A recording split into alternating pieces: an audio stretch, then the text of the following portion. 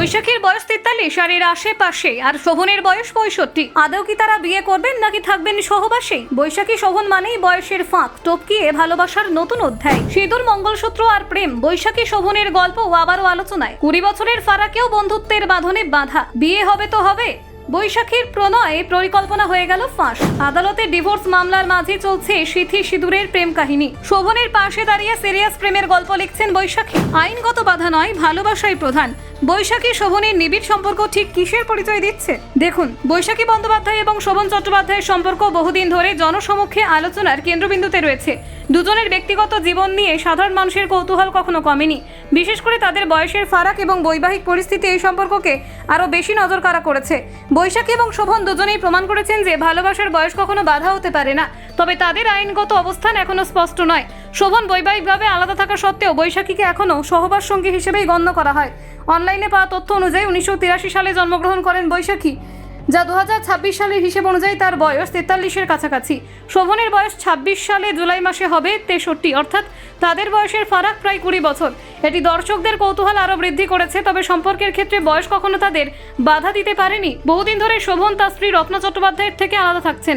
যদিও আদালতে এখনও ডিভোর্স মামলা ঝুলে আছে, তবু শোভন এবং বৈশাখী একে অপরের সঙ্গে খোলামেলা ও নিবিড় সম্পর্ক বজায় রেখেছেন। 2021 সালে দুর্গাপুজোর দশমীতে শোভন বৈশাখীর সিঁথি সিঁদুরে রাঙিয়ে দেন। বৈশাখীকে তখন মঙ্গলসূত্র, শাঁখাপলা সহ অন্যান্য ঐতিহ্যবাহী সাজে দেখা যায়।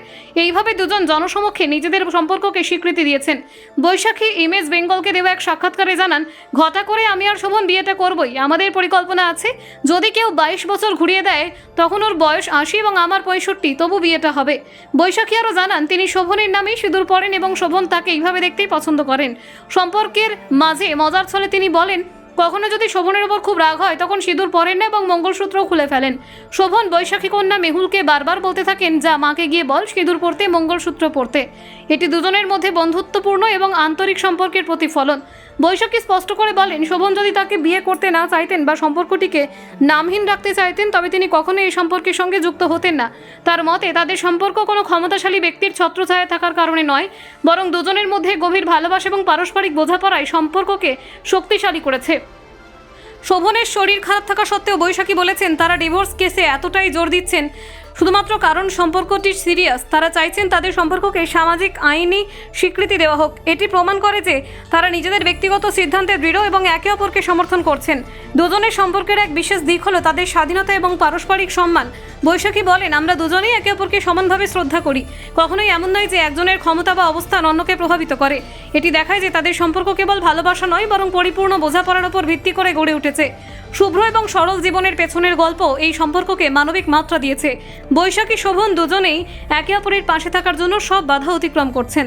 Bureau report, news prime Times.